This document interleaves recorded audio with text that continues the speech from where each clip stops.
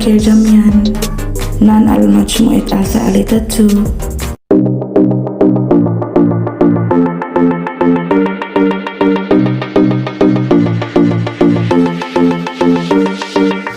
Mindanao and Sulu are the original homeland of the Philippine Muslims. These areas are now the third political subdivision of the Philippines.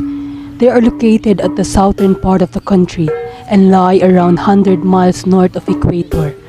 The areas occupy a strategic position at the center of shipping line between the Far East and the Malayan world.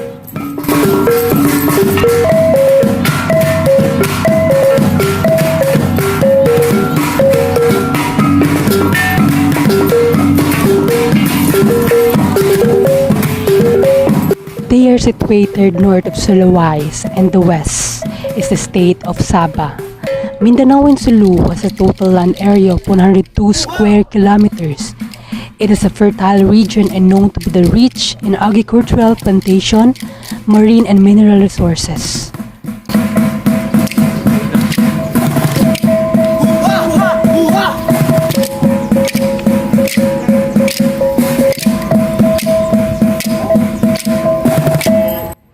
As reported, more than half the country's rainforests are found in Mindanao, while its agricultural crops include rice, corn, root crops, vegetables, cassava and fruits. Marine products like seaweed productions, fish as well as gas and oil are dominant in the Sulu Sea.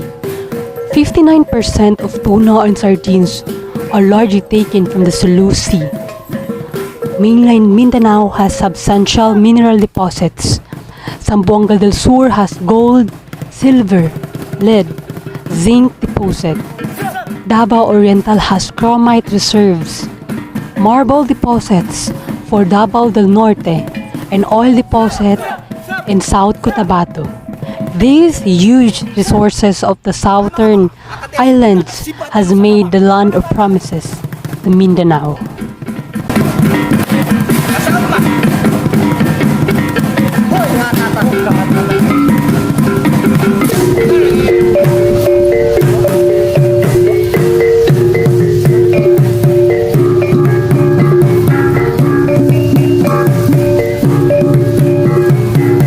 However, the main concentration of the Philippine Muslim population is confined largely to the western side of the Mindanao down to the Sulu archipelago. In mainland Mindanao, the Muslims are dominant only in Lanao and Maguindanao provinces, while the rest of the Muslims' populations are scattered in nearby provinces such as Zamboanga Peninsula, North Cotabato, Sultan Kudarat, South Cotabato, Davao Oriental, Davao del Sur, and Sarangani Island.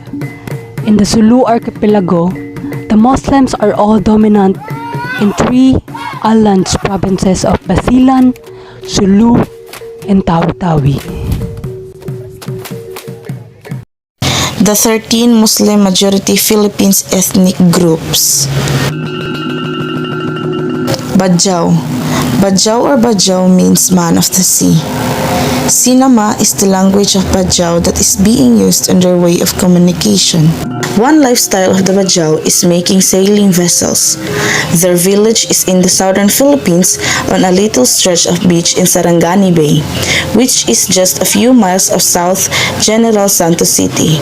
Traditionally, Bajau had no permanent dwellings and lived on their boats throughout the year. The traditional attire of a Bajau is the patajong. It can serve as head cover, waistband, sash, blanket, hammock, shoulder bag, cradle, pouch, hood, or pillow. Bajau, like any distinct group, have already lost some of their heritage as some of their stories were never retold to the next generation. The Bajau are also the beginning to lose something of their identity as they integrate with their adopted land-based communities. Despite these changes, the richness of Bajau heritage is starting to be recognized as worthy of preservation. Iranon. Iranon are also called Ilyanun or Ilyanun. Iranon are closely related culturally and linguistically to the Maranao and Magindanaon. The majority of Iranon live along the coastline of the towns of Nulingi, Parang, Matanog, and Barira in Maguindanao province. Their society was a Muslim. Its social class was classified into Uripin or slave, Kadaklan or Domato, and Pindato or ruling class, but they are very hospitable and principled group of people. One highlighted among their tradition was some Iranon wedding feast or ceremony. Sagayan was being performed in the Kakuyog sa Damak, a cooked sweet food delivered to the house of the bride from the house of the groom. Hama Mapon. Hama Mapon. Hama means people and Mapon means the name of municipality. In short, they are called people of Mapon. They are native inhabitants of Cagayan de Tawi-Tawi, Cagayan de Sulu, or Mapon, the turtle island where it is closest to the Sabah, Malaysia. They are also found in northern Palawan and other nearby islands. The Hama Mapon are socially independent, peaceful, and creative people. They are one of the Bangsamoro ethnic tribes in the Philippines. They are the Sama-speaking people widely known for their creativity and traditions. Their spoken language called Pulun Mapon, meaning Mapun language. Calagan. The Calagan live on the island of Mindanao in the southern Philippines. They are located in an area between the interior uplands and the western coast of Davao Gulf. These Calagan are mainly of the Tagakaulo Calagan branch. They are skilled in basket weaving, embroidery, loom weaving, blanket weaving, headdresses, beaded necklaces, and others. They make their jackets out of abaca and decorated them with mother-of-pearl disc lined with glass beads. Their beliefs. Like Muslims, they also believe that there is no God, but God and Muhammad is the messenger of God. This phrase is often prominently featured in architecture and a range of objects, including the Quran, Islam's holy book of divine revelations. Hello everyone, this is Kristen J. And now, let's add 3 more Muslim groups to the first 3 Muslim majority Philippine ethnic groups in our discussion. These are the Kalibugan, Maguindanao, and Palawanon. Who are the Kalibugan Muslim? Kalibugan, Kalibuga, or Kalibugan means mixed breed and refers to the Subanen of the Philippines who have intermarried with the Tausug and Samal. Who are the Subanen who intermarried with the Tausug and Samal? They are so-called the first settler in Zamboanga Peninsula. Because they live near the river or Suba, they are called river dwellers or Subanens. The family is patriarchal while the village is led by a chief called Timuay. He acts as the village judge and is concerned with all communal matters. Their marriage is also similar to other tribes. They have dowry, feasting called buklog, and the rice rituals. The officiating person of the wedding called Misala Getao, who is a respected male leader in the area. The most important part of the wedding is when the bride and groom witnessed the rice ritual. In their culture, divorce is also permitted and it will be decided by the village chiefs. In such cases, the dowry must be returned if the bride is at fault. They practice within agriculture, or the slash and burn, or in our family dialect we called it mangalas, on the mountain slopes, cultivating upland rice, corn, root crops, and the like. They have a subsistence economy and are in need of technical skills, capital, and market access. They also believe that all humans have souls. The dead are usually buried within the same day before sundown, or they have to bury the dead before 24 hours. Also, they believe that souls roam the earth unless certain rituals are made to make it go to heaven or to appease some spirit in the other world. The ritual is usually a feast. For the less well-off, it is called huluhog and buklog for the more affluent.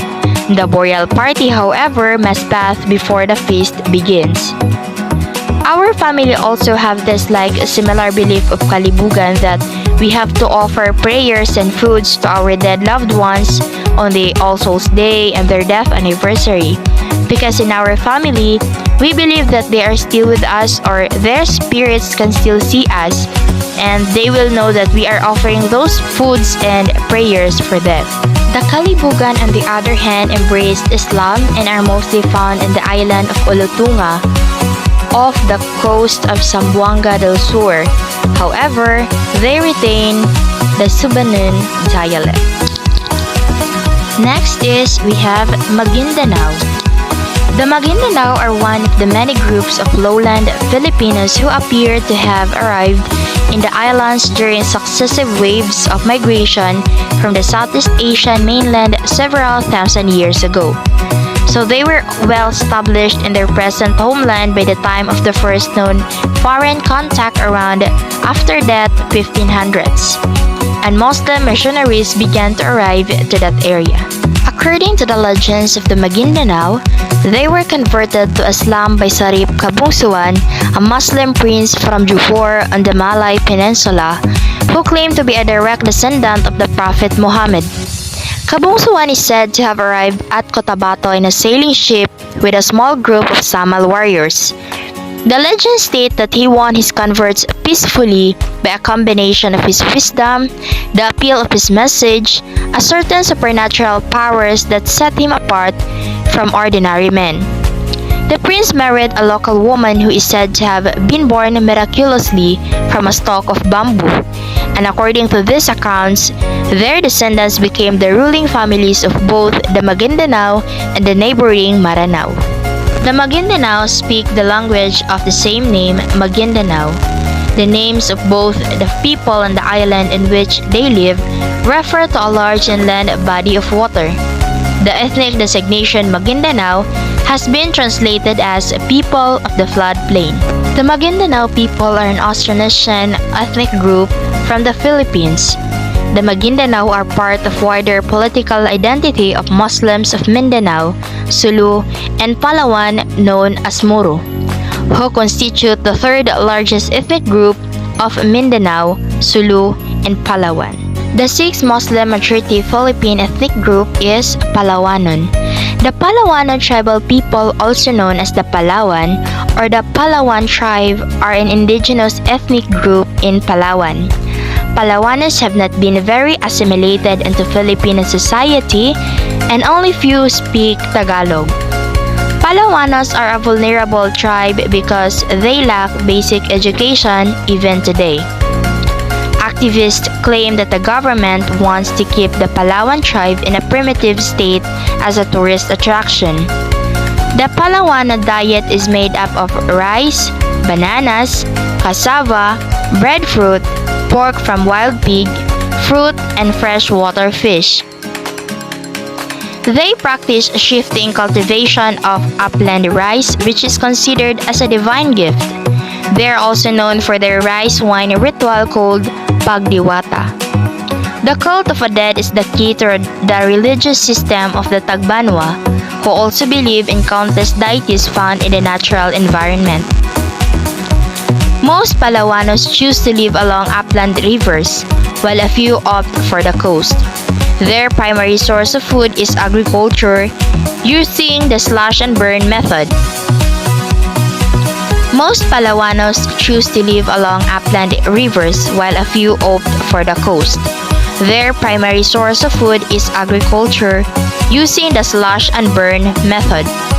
Most Palawanos choose to live along upland rivers, while a few opt for the coast. Their primary source of food is agriculture, using the slash and burn method or the magala sa bukid.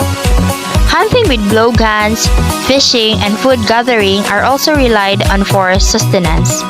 In traditional societies, Most of the agricultural tasks are assigned to the women.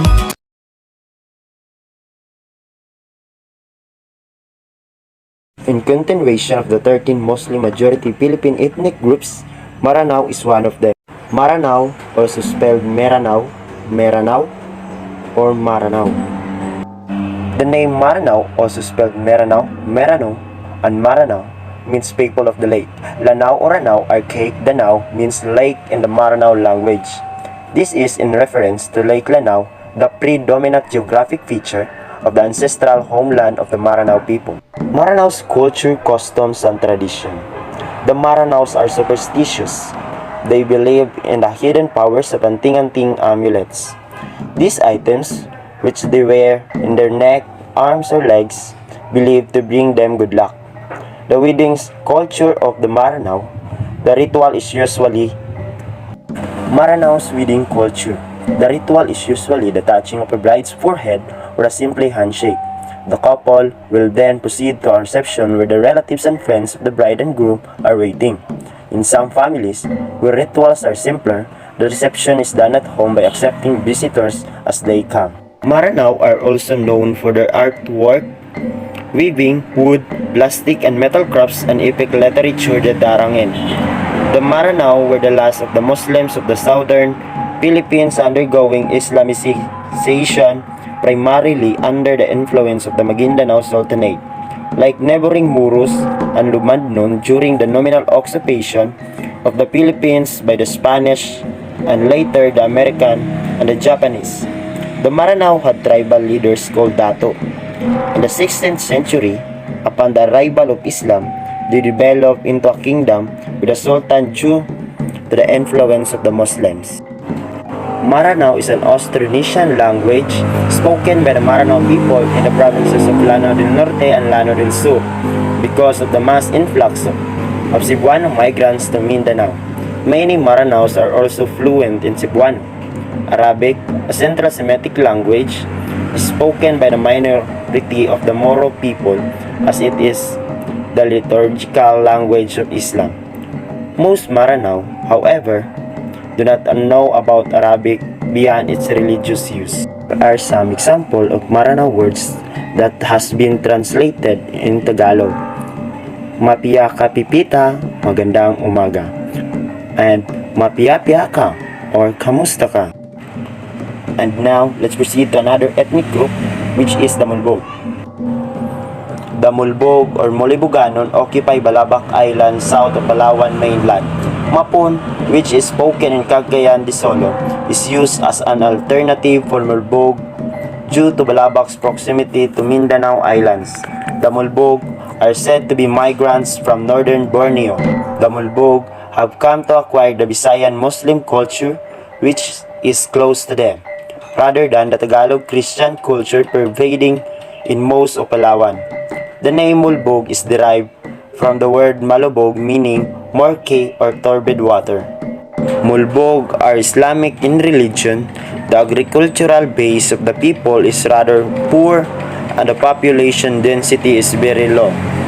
Cropping is combined with fishing for subsistence. Coconut is the only commercial crop of the Mulbog people. Itong main livelihood ng mga taga dito. Sa ngayon yung seaweeds ang main livelihood namin dito. Paano po ba pinoproseso yung Ang proseso ng seaweeds yan, una, bili sila ng tali, straw, tapos bili sila ng seedling, yung seedling ng seaweeds, pag hiwa-hiwalayin, tapos talian nila, tapos itanim nila dyan sa karagatan natin. Masuti ka, tama ka sa magandang season at saka sa magandang preso, yung mga 10,000, baka makikita ka ng kalahati dyan. Muslim mga Mulbogs at may mga paniniwala rin silang natatangi at kakaiba. may kakaiba daw pong kultura dito sa pagkakasal? Ang kultura talaga ng Morbog, iba talaga sa kanila. Minsan yan, 3 days yung sabi nila ipasok sa kulambo. 3 days muna yan doon sa loob ng kulambo, yung babae, bago nila ikakasal. Ganyan kasi ang kanilang kultura. Pero tuloy-tuloy yung handaan nila, may handaan sila sa habang hindi pa naikakasal. Ikinukulong ng 3 araw ang babaeng ikakasal hanggang mag-new moon sa paniniwalang maghahatid ito ng swerte sa kanilang magiging pamilya. Habang nakakulong ang babae sa kulambo, sisimulan naman ng lalaking ikakasal na pagsilbihan ang pamilya ng babae. Siya ang mamumuno sa gagawing handaan para sa gagawing kasalan.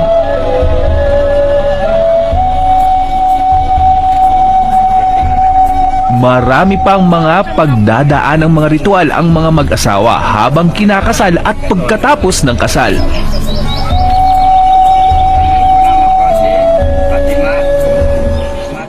Mulbog ethnic groups located in Balabac Island in southern Palawan, also in Sabah, Malaysia. Family Austronesian and Malo-Polynesian. Related languages, intelligibility with Brooks Point Palawano, South Palawano. Sama. The Sama Bajau refers to several Austronesian ethnic groups of maritime Southeast Asia. The name collectively refers to related people who usually call themselves the Sama or Sama. Formerly, Sama people, or are known by the exonym Bajau, or spelled Bajau, Bajau, Baju, Baju, Baju, or Bayao. They usually live a seaborne lifestyle and use small wooden sailing vessels such as Pirahu, Layag in Meranao, Dengeng, Balutu, Lipa, and Benta or Pilang. Some Sama Bajau groups native to Sabah are also known for their traditional horse culture. For most of their history, the Sama Bajau had been a nomadic, seafaring people living off the sea by trading and subsistence fishing. The boat-dwelling Sama Bajau see themselves as non-aggressive people. They keep close to the shore by erecting houses on stilts and traveled using lapa, handmade boats, which many live in. A 2021 genetic study shows that some Sama Bajau have Austroasiatic ancestry. Sama is well known of their horse culture. The more settled land-based West Coast Bajau are expert equestrians, which makes them remarkable in Malaysia, where horse riding has never been widespread anywhere else. The traditional costume of Sama Bajau horsemen consists of a black or white long-sleeve shirt, bado sampit, with gold buttons bitaway on the front and decorated with silver floral designs in tiras, black or white trousers, silver sampit, with gold lace trimmings and a headpiece pudong. They carry a spread bujak, a riding crop basut, and a silver-hilted carries dagger. The horse is also caparisoned with a colorful outfit called kain kuda, that also have brass bells, Syria touch, and saddle sila is made from water buffalo hide and padded with cloth lapik underneath. Good day everyone, my name is Lee Andrew A. Villapania and today I am going to talk all about the 3 major Muslim groups in the Philippines. The Sanggol, Tausug, and the Yakan. What is Sanggol? Sanggol descended from the Sanghe, an archipelago in eastern Indonesia from where they hailed. The tribe was already Muslim long before they came to the Philippines and ahead of introduction of Islam to Mindanao. They live in the Sanghe and the Talaud Island group and around the southern coast of Mindanao in the Sarangani Bay area with concentration in Balut and Sarangani Islands of Mindanao. Jose Abad Santos in the province of Davao del Sur where they are a total of 4,322. There are 3 types of Sanggol. The Kulano means the Datu, the Raha, Muda means a nobleman, and the Long means a slave. When Dutch colonists took over Indonesia in the 16th century, many Indonesians from the Sanghe Islands located in the border area of North Sulawesi, Indonesia, and the Mindanao, Philippines, made an explanatory expedition in the Philippines. They realized that it was favorable to settle in the Philippines and took advantage of the economic opportunities, particularly in southern. Sanggal primary language is Sanggal, which is similar to the language of Bahasa and Tausug. For the example is, when we say good morning in Sanggal, mapiyang mau kadi. So the livelihood of the Sanggal tribe is fishing. That is the major of source of income. And also boat building is also a prime activity such as vinchas and pamboats. Intensive agriculture and horticulture. Sanggal believes that corpse laid down facing the sunset in the belief that the soul will surely go to heaven. They don't use coffin because it blocks a dead person to enter the heaven. Kanduri is done as an offering to the soul so that it won't return to the house. So let's go to the Tausug. What is Tausug? Tausug, also spelled Tausug or Tausug, also called Juliano, Sulu, or Suluk, one of the largest of the Muslims, sometimes called Moro, ethnic groups of southwestern Philippines. They live primarily in the Sulu archipelago southwest of the island of Mindanao, mainly the Sulu Island cluster. How is Tausug wedding being practiced? Accordingly, there is nothing much a difference between the modern and traditional Tausug wedding, except that in a traditional way, the man is supposed to give the woman a homemade native food in a colorful wrapper, and nowadays, they can buy biscuits and cakes instead. Also, in the old times, only the parents of the man can decide who he will marry.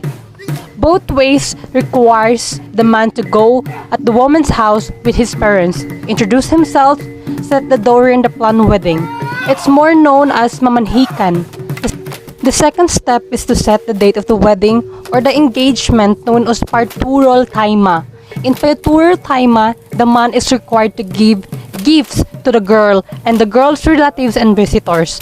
This serves as the giveaway.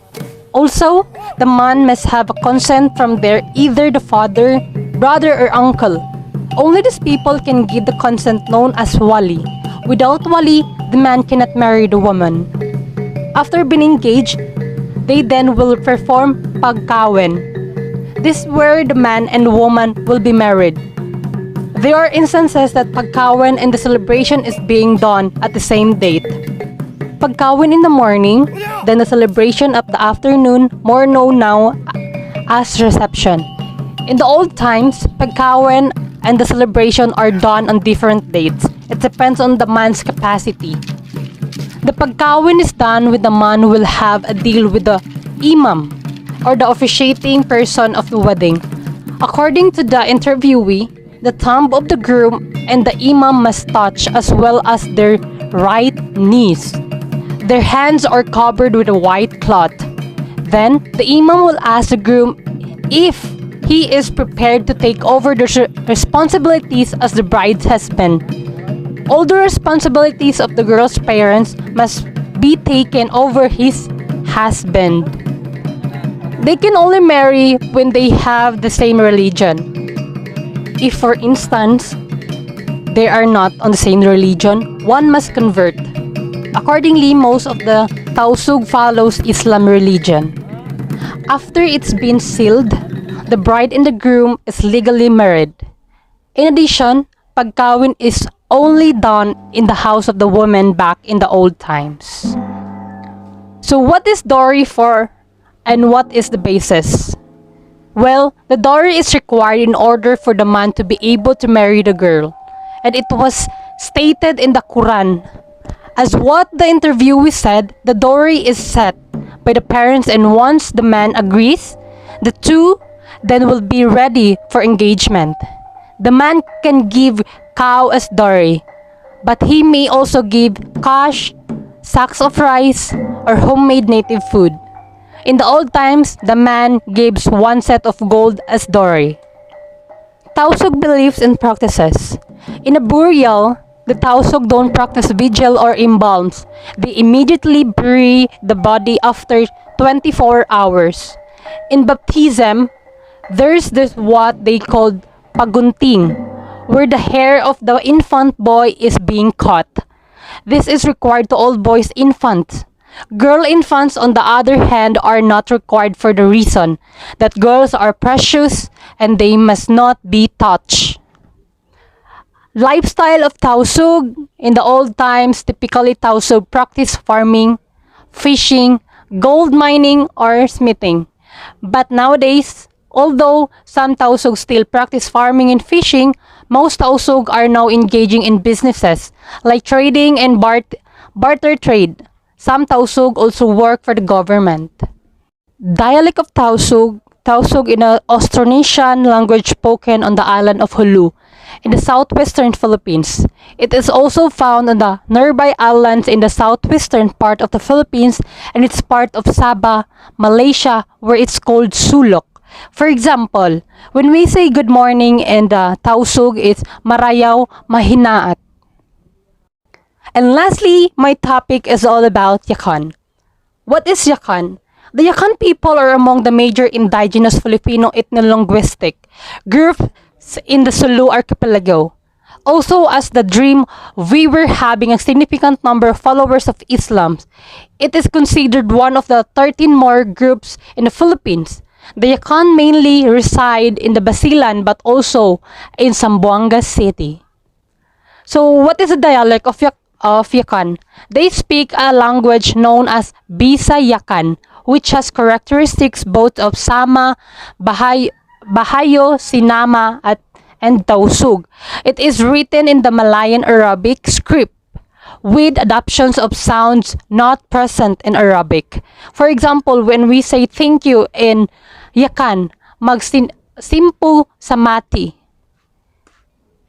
So the culture and the tradition of Yakan is the Yakan have the tradition horse culture. They are renowned for their waving tradition. Culturally, they are Sama people who eventually lead a life on land, mostly in Basilan in Zamboanga City. They are included as part of the Sama ethnic group, which includes the Bajay, Delaot, Kalibungan, and other Sama groups. And that will be all. Thank you and have a good day. Muslims have their own culture. The Kris Kampilan is the weapon of the indigenous people of Mindanao. The Barong Kifeng is one of several significant weapons of the indigenous people in southern Philippines. Islam is the most dominant influence on the Moro cultures since the era of the Sultanate of Maguindanao and Sulu. Large and small mosques can be found all over the region. In accordance with Islamic law, alcohol consumption must be avoided at all costs. Fornication is prohibited. Pork and pork byproducts are not permissible. Fasting during Ramadan and providing charity for the poor are mandatory in Islam. The Hajj is also a major requirement as it is one of the 5 pillars of Islam. Moro women covers themselves using a veil to do just as in Malaysia, Indonesia, Brunei, Singapore, and southern Thailand. Moro men, especially the elderly, can always be seen wearing a black skull cap called the sungkok or the white one called the takheya. Differentiating from their Malay relatives in neighboring countries, the only main problems associated with Moro groups is that they are not always united and lack a sense of solidarity. What is the music of Muslim groups in the Philippines? Kulintang and music of the Philippines. Maguindanaon indigenous people performing on the agong using 2 balos.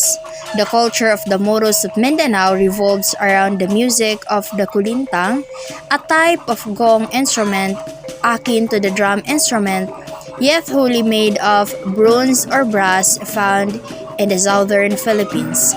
This creates a unique sound that varies in the speed it hits, which includes the binalig, tagungo, and the kapanirong, plus others more also normally heard in Malaysia, Indonesia, and Brunei. Maguindanaon Kulintang is crucial to the Maguindanao people of the southern Philippines musical tradition. Kulintang music is played during musical competitions and celebratory events like festivals, weddings, engagement parties, and baptisms. Everybody who is interested in learning is welcome. In the province of Maguindanao, some musical families specialize in this genre and have been practicing it for generations. Children generally pick up skills by seeing their elders play during special events. Each Kulintang song has original and family-specific style of playing, and skilled musicians can tell the difference. What is the entire ensemble of The Kulintang? entire ensemble consists of 5 percussion instruments played by 5 musicians at a time. The primary musical instrument, known as the kulintang, is made up of 8 graduated pitch bronze gongs with knobs.